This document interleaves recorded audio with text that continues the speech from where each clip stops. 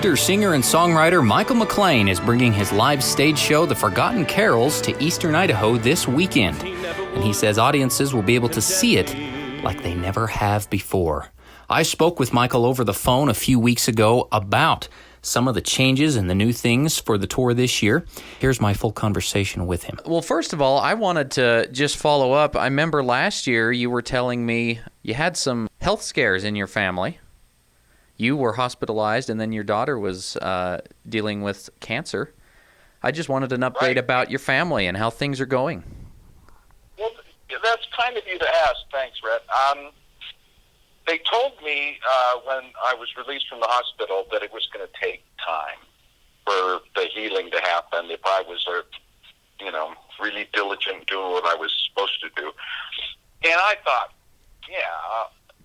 I'm an impatient guy, so a long time is a month, right? Right. What was the diagnosis that you got? I had a lot of things wrong with me.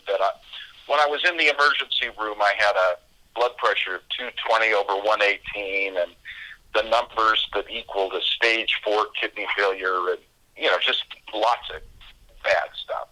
And a lot of it was due to my diabetes and some things that were kind of out of whack, and some I don't want to waste time talking about that, but but I've been feeling way better. But they told me it'd take close to 2 years to start kind of getting back on my game. So it's been a slow grind, but I am feeling good, and compelled now to take on this completely reimagined version of the Forgotten Carols. My daughter Megan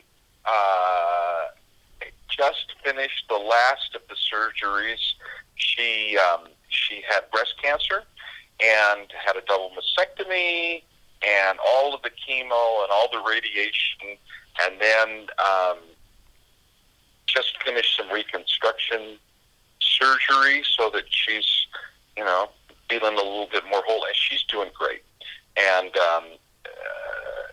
it was not a death sentence, but it was hard.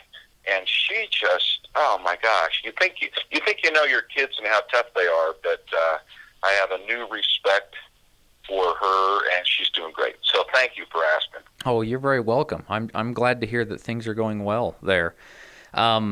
As far as Forgotten Carols, so this kicks off your 28th year of the show, and in a video announcement last month, I saw that you had made the statement that the show is changing this year. Yeah. I'm sure you don't want to give anything away, but what can you tell us about the changes? Well, here's the thing about these changes. My son Scott and Scott had been the one for, I've been doing this for 28 years, and the first probably 12 years, it just kind of evolved from a one-man storytelling fest where I played several different characters and then had a choir join in. And then it evolved, and the production values got a little nicer every year, and it became like a really cool musical. And then my son Scott wrote this script back in 2005, and in 2006 we did the version that we've been doing essentially the same, with a tweak here, a little surprise there. But transitions are funny things. If you mess with them too much, it disappoints people. But if it isn't magical and fresh and new, it disappoints the performer. So that's what we did. And we had a chance to meet with some potential backers for a film version of the Forgotten Carols. And my son and I just really said, well, if we were going to redo this, what are all the things that we would like to try to do and address that we never addressed? What if we reimagined it completely? I mean, the same carols, the carols wouldn't change. Maybe we'd add one or part of one or do a rearrangement of it musically. But what would we do to give new meaning, deeper meaning, richer meaning to each one of these carols, And what if it was a contemporary story, the story that we've been telling?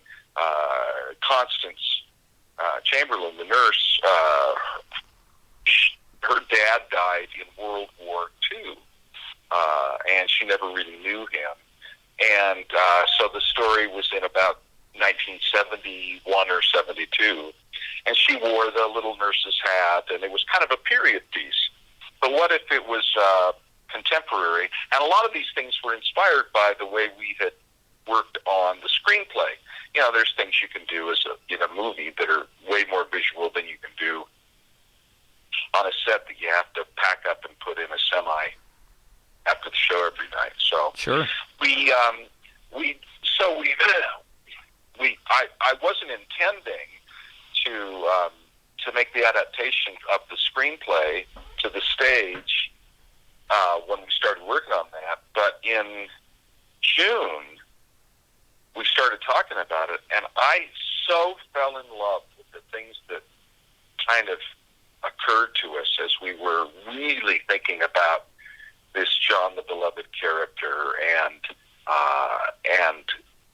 what would happen if we were addressing current issues, and what are the things that we would need to know. And oh my gosh, I felt absolutely compelled to do this. You know, and people would say, "Well, why would you? It wasn't broken. Why are you fixing it?" And I can't not. You know, if I am so excited about the things that these songs have taught me in this new reimagining of the story, and the things that I've learned. But I also get to do something that I began doing when I started this show back in 1991. Is now, instead of just playing the character of John, Uncle John, I am the narrator and a couple of other characters in addition to Uncle John. And we have the cast that has been with us, and their parts have been expanded and defined a little more clearly. And so I get to tell the story in a way that isn't just, you know, showing up and playing a part. And as the narrator, I get to comment on and say things about, you know, the sets. It's so cool. I get to move everything around. We made the projections upon the scrims really cinematic, and it's gonna be breathtaking to watch, but it's gonna be more funny, more heartfelt, more intriguing for those who've known the story well. They'll recognize it, but they'll say, "Ooh, what an interesting thought! What an interesting take!" After you get it in your bones, the way that we were telling it, and now say, "I've been rehearsing since Labor Day." I mean, and even this morning at 2:00 in the morning, I was. We have our rehearsal today is from noon to 8, and we're just going like crazy. And everybody, what's weird is the people are saying the parts of it that are familiar make you think that you should do the line that you used to do after this was said, and it's changed. So it's really hard to kind of relearn everything. And then we were just working on this amazing new arrangement of "I Was Not His Father, He Was Mine" yesterday, and oh my gosh, I started to cry. I guess the best summation is I'm different.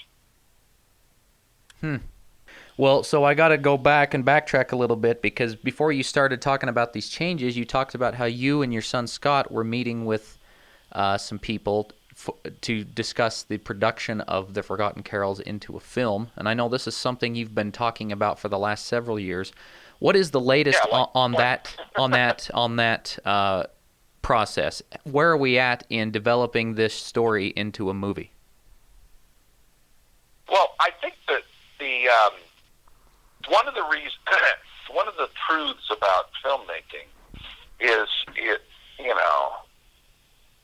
I thought 4 years ago we had a deal, and then it fell apart. And what has been really interesting to watch is that the landscape for independent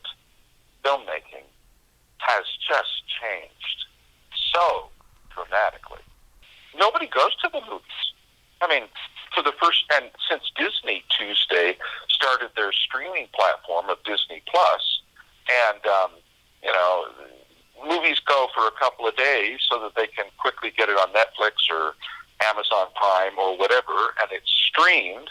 And for the first time in the history of movie making, the cost of going to the movies is lowered, and they're frantically trying to figure out how do we get people in to our theaters. I just did a concert the other day at the Sierra, and they said, as a long-time movie presenter, tickets sold to movies is going down, and tickets sold to our live theatrical productions is increasing. People want to have an experience that's unique and that they can only have in that way. And so that's a really long way of saying, while we're trying to figure out with the investors the marketing plan, I don't want to wait with all the great stuff that revealed itself when we were writing this script. Have to wait until all the money's in place and it gets shot. Then we figure out where it's going to go and what theaters and how it's going to be seen. I want to do it now. And maybe the magic is to get a whole, kind of like a Fathom event. Maybe the first Monday after Thanksgiving, you get everybody who's been dying to come see the Forgotten Carols into a movie theater. Like they just did this with my friend Jason Wright's Christmas Jars book. Yes. They made it into a film. Did you go see that Fathom event? I did not, but I heard all about it. So they had almost 900 theaters all on one night. And people who were fans of the Christmas Jars movement, just people had started doing this thing with the Christmas Jars, and it had spread way beyond just the boundaries of our church, but all over. And they worked with this really great company, and then BYU TV got involved as the executive producers and primary funding sources, and so they made a movie, but instead of putting it in theaters for several weeks, they had this event where everybody saw it all at the same time, and then they used it as a promotional tool to say, this is a representation of the kind of things BYU Broadcasting, BYU TV is going to be having. And then they announced that it will be broadcast on their network, and they want to get eyeballs to watch more programming on BYU TV, and this is one of the examples of it. And so it was a really interesting marketing decision of let's do it. And I think from what I've heard, and they're shy about how much information they release on those kinds of things, but it was really well advertised through social media, and well attended, and people got a chance to see it, and that might be a new way that people will have it. In the case of my show, it would have to be, instead of a Fathom event where I walk out in front of the screen and say, welcome, we're all going to be watching this movie together, have a great time, and we'll have a little talk back afterwards. That's different than getting 7 cameras in front of our cast and having people experience it live the way, television sometimes will do musicals live action kind of versions, not movies. Right. And maybe the thing that would be the coolest, who knows, is we're going to get everybody who cares about the Forgotten Carols to see it live, but they don't have to drive to Utah or Phoenix or Idaho. We'll just all go the Monday after Thanksgiving in theaters, 1,000 theaters all over the country, and we'll have 1 million people see it instead of 40,000.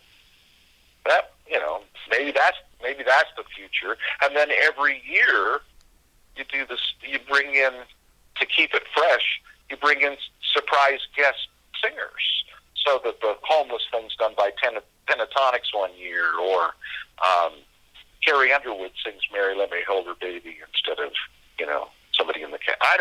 I'm just brainstorming with you. I don't know how it's going to go. Sure. But whether or not it settles, we'll see how well people respond to this new telling, because it is a reflection of what the movie is going to be like. The Forgotten Carols tour you'll be here November 29th in Blackfoot at the Blackfoot Performing Arts Center, and then Saturday the 30th in Idaho Falls. You doing a matinee performance and an evening performance those nights. I guess anything to add about the tour and your stop in Idaho Falls? Oh, just that the joy for me of coming to Idaho Falls is the first place that we ever sold out was Idaho Falls. When I was just me, scared, clinically depressed, trying to compensate for all of my inadequacies. And the people of Southeast Idaho cheered me on. As limited as my gifts were, as funny as the production was, as I was trying to figure it out along the way. And there's a gratitude that I will never be able to fully express for this Pocatello, Blackfoot, Idaho area. It's just amazing, because this story has evolved and changed me. And as I change, I want to share it with those people. But to feel like I'm going to go back and we do a little show here the Tuesday before Thanksgiving, and then really the world premiere of this new reimagination is going to be in a place that from the very beginning has always been so encouraging and supportive, and I get a chance to take this huge risk in a place where I'm safe. I mean, some people will say, wait a minute, you changed it, and I liked it the way it was, and thanks, but no thanks, I'm not coming back. Or, wow, Mike, thanks for sharing this in your words. But I'm coming to a place where I feel loved and appreciated, and I want to give them what I think they deserve from me, which is my best. You can see the Forgotten Carols at the Blackfoot Performing Arts Center Friday, November 29th at 7:30 p.m., and there will be a matinee and evening performance at the Idaho Falls Civic Center for the Performing Arts the following day.